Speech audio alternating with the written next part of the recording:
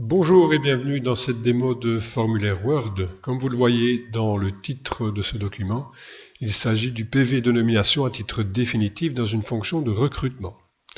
En grisé, vous pouvez voir les différents champs de formulaire qui doivent être complétés. Mais bien évidemment, certains d'entre eux sont constants et ne devraient pas devoir être complétés à chaque utilisation du document. Donc ça concerne toute la partie de renseignement sur l'école ainsi que le matricule de l'établissement. De même pour le nom du PO ainsi que l'adresse du siège social et éventuellement, ça dépend un peu des pratiques dans chaque école, le nom du représentant du PO qui signe ces documents de PV de nomination. Autrement dit, nous allons d'abord commencer par personnaliser le document, donc avec les données propres à l'école, et pour cela, nous allons faire deux choses. Modifier la valeur par défaut des champs concernés, donc tous les champs qui se trouvent ici. Certains, vous voyez ici, ont une valeur par défaut. Nous allons donc modifier, et pour ceux, comme dans le matricule établissement, qui n'ont pas de valeur, nous allons donner une valeur, et surtout, nous allons retirer ces champs du flux de tabulation, donc pour qu'on ne soit pas obligé lors de l'utilisation du formulaire de passer systématiquement sur ces différents champs. Alors pour effectuer ces deux opérations, nous devons d'abord désactiver la protection du document, puisque actuellement le document ne permet de sélectionner que les champs de formulaire. Donc voilà, comme ici par exemple, là, etc. Et rien d'autre. Donc si je veux sélectionner ou modifier ailleurs, vous voyez que j'ai beau cliquer, je change de page, d'accord, mais le texte, évidemment, je ne sais pas m'insérer dans le texte comme habituellement dans un document Word. Donc première chose qu'on va faire, on va supprimer cette protection. Donc pour cela, on active l'onglet Révision, donc dans votre ruban Word, Révision, et puis à l'extrême droite de ce ruban, on va cliquer sur Restreindre la modification, et puis tout en bas, désactiver la protection. Voilà. Alors maintenant, pour retirer les champs du flux de tabulation ainsi que pour modifier les valeurs par défaut, nous allons nous rendre dans le ruban, oui je dis bien, développeur. Là où vous constatez que le ruban développeur, ici il n'y est pas. Je l'ai expressément supprimé avant de vous présenter ce tuto. Donc si vous êtes dans ce cas-là que vous n'avez pas d'onglet développeur ici, il va falloir l'installer. C'est très simple. Je viens dans une zone vide de mon ruban, je fais un clic droit et je viens sélectionner personnaliser le ruban. Voilà. Et ici, vous avez développeur, vous voyez que la case n'est pas cochée, il suffit de la cocher et de faire OK pour valider. Et vous voyez que votre onglet développeur est bien maintenant intégré à votre ruban. Donc je le sélectionne. Alors pour modifier la valeur par défaut donc de tous ces champs qui sont propres à votre école, c'est très simple. Soit je fais un double clic sur le champ, donc ici, tac tac, et j'arrive aux propriétés. Ou bien je sélectionne simplement le champ en cliquant dessus, et je clique ici sur propriétés, on arrive au même résultat. Ou bien je fais un clic droit sur le champ, et je sélectionne propriété. Donc tout ça, c'est du pareil au même, chou vert et vert chou, bonnet blanc et blanc bonnet, du moment qu'on arrive dans la zone des propriétés du champ. Donc pour le nom d'établissement, je vais ici, donc dans texte par défaut, je vais venir modifier et entrer le nom de mon école. Voilà, je mets par exemple Institut Sainte-Juliette. Chose importante, vous voyez ici que tout en bas, l'option remplissage activé est décochée. C'est ça qui est important, ça permet de ne pas intégrer le champ dans le flux de tabulation. Donc ça, pour tous ces champs-là, je l'avais déjà fait avant de vous présenter le document, donc ça vous évite à vous de devoir chaque fois penser à aller décocher cette case-là. Donc pour tous les champs qui doivent systématiquement être fixes et ne pas être modifiés à chaque fois, donc je l'ai déjà désactivé pour vous. Donc simplement, vous devez mettre à jour le texte par défaut. Donc je valide, je fais OK. Je vais même faire la même chose ici pour l'adresse, donc rue et numéro.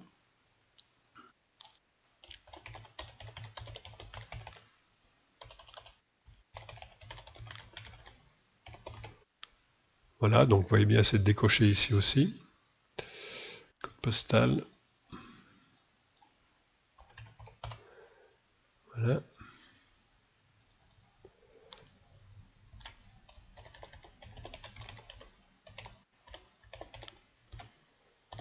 Voilà. OK, et on fait pareil donc pour tous les champs qui doivent être définis et ne plus être modifiés par la suite, toujours sans oublier le matricule établissement. Donc voilà, ici j'ai modifié toutes les données concernant les infos sur l'établissement, le PO. Alors pour ce qui concerne le représentant ou la représentante du PO, donc on va sélectionner madame ou monsieur, mais ça il suffit de venir sélectionner ici. Donc je laisse madame. Le nom, je vais mettre un nom. Bon là, à vous de voir évidemment si c'est toujours la même personne qui signe ces documents-là, ou si ça peut varier d'une fois à l'autre. Si ça peut varier d'une fois à l'autre, ben, vous laissez le remplissage activé. Surtout, vous ne décochez pas la case qui est juste en dessous. Ça, il ne faut pas y toucher. Donc si c'est toujours la même personne qui signe, ben, vous décochez remplissage activé. Si c'est variable, vous la laissez cocher. OK. Donc ici, je vais moi la désactiver. Je fais OK. Et le prénom.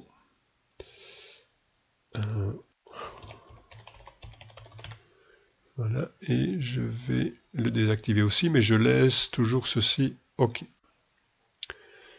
Voilà. Une fois que ces modifications... Oui, il reste encore sur la toute dernière page. Donc on a ici le nom du PO, nom représentant de PO, prénom représentant PO, la qualité. Ça, il faut l'indiquer aussi. Donc il faut indiquer si le représentant du PO est souriant, aimable, gentil, etc. Donc soyons sérieux. Donc par exemple, si c'est toujours la même personne, donc moi je pars ici sur le fait que c'est toujours la même personne, à ce moment-là, je peux venir ici modifier sa qualité aussi. Par exemple, mettre présidente si c'est la présidente. Et je décoche aussi remplissage activé. Je fais OK. Donc ça, c'est en fonction de vos habitudes d'école. Hein. On est bien d'accord. Je fais OK. Voilà, je reviens en haut de mon document. Voilà, une fois que cette mise en place est terminée, donc les données d'école sont mises à jour, on peut réactiver la protection du formulaire. Donc je réactive ici. Je ne mets pas de mot de passe évidemment. Je fais OK. Voilà. Donc là on peut maintenant travailler avec le formulaire. Donc il est prêt pour recevoir vos données d'encodage. Notez encore deux, trois petites choses. Que les données répétitives, elles sont reprises automatiquement. Donc nom, prénom du membre du personnel, son matricule, nom, prénom du représentant du PO. Donc si vous avez une donnée qui se trouve ici au départ, elle sera reprise automatiquement à la fin de votre document. Donc on s'installe dans le flux du formulaire. Donc ici, maintenant évidemment, je ne sais plus aller dans ces champs-ci, qui eux sont fixés, vous voyez, ils ne sont pas inscrits dans la modification du formulaire. Je vais d'abord ici évidemment sélectionner l'article correspondant à la nomination. Donc si c'est l'article 42, je laisse article 42. Puis je peux passer avec la touche de tabulation. Donc la touche de tabulation, c'est cette touche avec deux flèches, l'une vers la gauche, l'une vers la droite, qui se trouve à gauche de votre clavier, juste en dessous de la touche comportant les chiffres 2 et 3 superposés. Donc en appuyant sur cette touche, vous passez au champ suivant, en tout cas le champ qui... Ah oui, je vois ici que je n'ai pas retiré le champ civilité du PO de mon flux de tabulation, donc je le referai après. Donc là, on passe à la date de nomination, à du 10-2019, ici je vais laisser cette date-là. Et puis je passe sur la civilité du membre du personnel. Donc là, je sélectionne Madame ou Monsieur. Vous allez voir que si je sélectionne Monsieur, lorsque je passe au champ suivant, automatiquement, le premier chiffre du matricule est mis à jour. Donc si je reviens avec Madame, ça repasse à 2. Voilà. Donc je complète mon document, Schnock Marie Cécile par exemple. Voilà, puis je vais passer à la partie 1 du matricule. Voilà. OK, puis je complète la dénomination de la fonction. Voilà, volume, on n'est pas à devoir indiquer le volume pour l'enseignement libre, donc on ne s'en occupe pas. Alors, sur la page suivante, vous avez également différents champs, mais ça, vous n'êtes même pas obligé de passer dessus avec la touche de tabulation. Vous pouvez simplement aller au champ qui vous intéresse. Donc ici, si je viens tout à la fin de mon document, je vais indiquer ici, donc je tombe on va mettre la date ici, on est le 22 février 2020. Donc vous voyez que mon Duschnock Marie-Cécile ici et le matricule ont bien été repris, ainsi que les informations concernant la représentante ici du pouvoir organisateur. Donc ces données répétitives sont automatisées.